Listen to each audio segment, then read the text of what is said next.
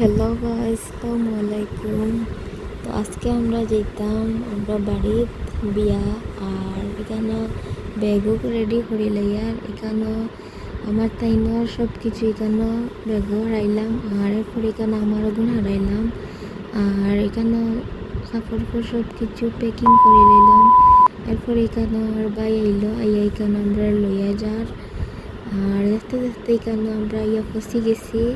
এখানে আমরা বাড়িতে একবারে দাঁড়ো আর এখানে আইসি আবার পরে এখানে সবই এখানে তারা ডান্সের প্র্যাকটিস করডা আর আই গেছি আবার পরে এখানে কোল্ড ড্রিঙ্ক খাইলাম আর এখানে আমরা বনির পায় একটা তারাও আইসুন আর